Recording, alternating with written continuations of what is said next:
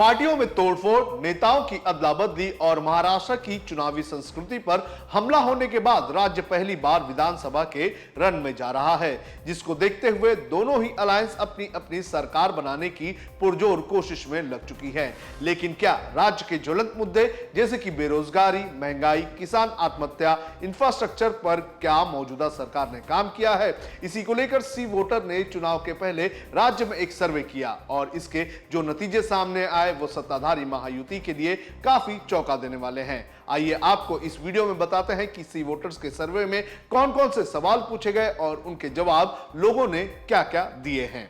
नमस्कार, आप देख रहे हैं लोकमत हिंदी और मेरा नाम है सोनू कनौजिया। महाराष्ट्र में विधानसभा की 288 सीटों के लिए 20 नवंबर को मतदान होने वाले हैं, जिसके नतीजे 23 नवंबर को आ जाएंगे। इस बार इस चुनाव में करीब 7,000 से ज्यादा उम्मीदवार मैदान में हैं, लेकिन मुख्य तौर पर यह लड़ाई सत्ताधारी गठबंधन महायुति और महाविकास आघाड़ी के बीच है। महायुति में एकनाथ शिंदे की शिवसेना, अजित पवार की एनसीपी और बीजेपी शामिल है।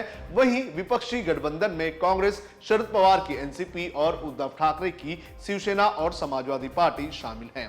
इसके अलावा राज ठाकरे की महाराष्ट्र नवनिर्माण सेना और प्रकाश अंबेडकर की वंचित बहुजन आघाड़ी भी मैदान में है। अब बात करते हैं सी वोटर्स के सर्वे के पहले सवाल की। क्या महाराष्ट्र की जनता मौजूदा शिंदे सरकार के काम से खुश है? सी वोटर के सर्वे में शामिल 51% लोग शिंदे सरकार के काम से खुश नहीं हैं और वो सरकार बदलना चाहते हैं। वहीं 41% ऐसे हैं जो काम से खुश हैं और सरकार नहीं बदलना चाहते हैं। ये शिंदे सरकार के लिए परेशानी का सबब हो सकता है, क्योंकि ज्यादातर लोग मान रहे हैं कि वो नाखुश हैं और बदलाव जरूरी है। हालांकि इसके बावजूद सर्वे में शामिल 52% लोगों ने शिंदे सरकार के विकास कामों को अच्छा बताया है, जबकि 21% लोगों ने काम को औसत बताया है। वहीं 23% ऐसे लोग हैं जिन्होंने काम को खराब बताया है। इतना ही नहीं, सर्वे में शामिल 21% लोगों ने मौजूदा विधायकों को फिर से चुनने की बात कही है, जबकि 30% लोग ही मौजूदा विधायकों को दोबारा नहीं चुनना चाहते हैं। अब बात करते हैं मुद्दों की। कौन से मुद्दे इस चुनाव में जनता को लगता है कि अहम हो सकते हैं? महाराष्ट्र की जनता की नजर में सबसे बड़ा मुद्दा क्या है, इसको लेकर भी सी वोटर के सर्वे में सवाल पूछा गया, जिसमें यह सामने आया कि महाराष्ट्र की जनता के सामने बेरोजगारी एक सबसे बड़ा मुद्दा है। सर्वे में शामिल 25% लोगों ने बेरोजगारी को सबसे बड़ा मुद्दा बताया है। वहीं 19% लोगों ने किसानों की समस्या को मुद्दा बताया है। 16% महंगाई, 12% लोगों ने बिजली, सड़क, पानी और 6% लोगों ने महिला सुरक्षा को बड़ा मुद्दा बताया है। ज्यादातर लोग मौजूदा सरकार से नाखुश हैं और 30% लोग मौजूदा विधायकों के काम से भी परेशान हैं। जब सवाल पूछा गया कि चुनाव में कौन सा मुद्दा सबसे ज्यादा प्रभावी रहेगा, तो ज्यादातर लोगों ने मराठा आरक्षण को सबसे प्रभावी मुद्दा माना है। महाराष्ट्र में 38% आबादी मराठाओं की है। मराठा आरक्षण एक बड़ा मुद्दा बना हुआ है। आरक्षण की मांग को लेकर आंदोलन भी किए गए हैं। सर्वे में शामिल 23% लोगों ने मराठा आरक्षण को प्रभावी मुद्दा बताया है। वहीं 12% लोगों ने मोदी सरकार के प्रदर्शन को प्रभावी मुद्दा माना है। वहीं अगर बात करें झुग्गियों के विकास की, तो 12% लोगों ने माना है कि यह मुद्दा काफी अहम है। सरकारी अस्पताल को लेकर 8% लोगों ने यह माना है कि यह मुद्दा प्रभावी हो सकता है। अब बात करते हैं मुख्यमंत्री पद के लिए कौन सबसे ज्यादा पसंद महाराष्ट्र की जनता को है। महाराष्ट्र के नए मुख्यमंत्री के तौर पर मौजूदा सीएम एकनाथ शिंदे और पूर्व सीएम उद्धव ठाकरे के बीच मुकाबला काफी कड़ा दिख रहा है। सर्वे में शामिल 27.5% लोग एकनाथ शिंदे को ही दोबारा मुख्यमंत्री के तौर पर देखना चाहते हैं। वहीं 23% लोगों की पसंद उद्धव ठाकरे हैं, जबकि 11% लोगों ने देवेंद्र फडणवीस और 6% लोगों ने शरद पवार और 3% लोगों ने अजित पवार को मुख्यमंत्री के लिए अपनी पहली पसंद बताया है। सर्वे से पता चलता है कि देवेंद्र फडणवीस की लोकप्रियता काफी कम होती जा रही है। एक वक्त मुख्यमंत्री के लिए फडणवीस पहली पसंद हुआ करते थे, लेकिन अब ज्यादातर लोग एकनाथ शिंदे को अपनी पहली पसंद बता रहे हैं। अब आपको बताते हैं कि कौन सी योजना महाराष्ट्र में सरकार को कितना वोट दिला सकती है।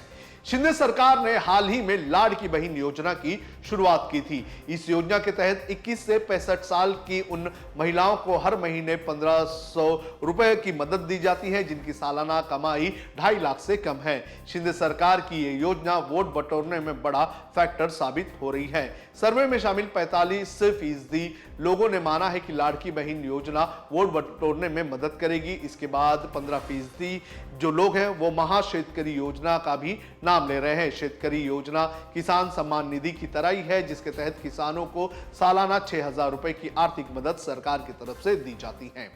अब बात करते हैं अजीत पवार फैक्टर की। ये बीजेपी के लिए कितना असरदार हो सकता है इस चुनाव में। लोकसभा चुनाव में महाराष्ट्र में महायुति गठबंधन को जिस प्रदर्शन की उम्मीद थी वैसा वो नहीं कर सकी।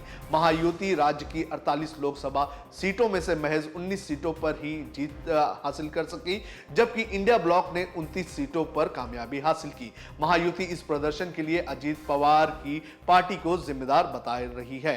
सर्वे में जब यह सवाल पूछा गया कि अगर अजीत पवार साथ ना होते तो क्या बीजेपी का प्रदर्शन अच्छा होता, इस पर 39% लोगों ने माना है कि अजीत पवार साथ ना होते तो बीजेपी का प्रदर्शन अच्छा होता। हालांकि 36% लोगों ने इसे गलत माना है।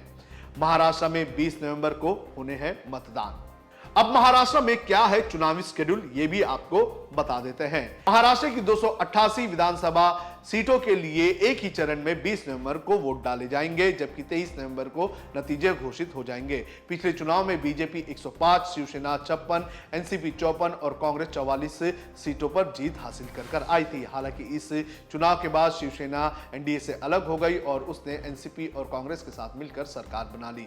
शिवसेना के उद्धव ठाकरे मुख्यमंत्री बने। जून 2022 में शिवसेना में आंतरिक कलह हो गई। इसके बाद एकनाथ शिंदे ने पार्टी के 40 विधायकों को तोड़ दिया। एकनाथ शिंदे बीजेपी के साथ चले गए और वहां पर मुख्यमंत्री बन गए। अब शिवसेना 2 गुटों में बढ़ चुकी है, एनसीपी भी 2 गुट में बढ़ चुकी है। तो इस बार ये चुनाव काफी इंटरेस्टिंग होने वाले हैं।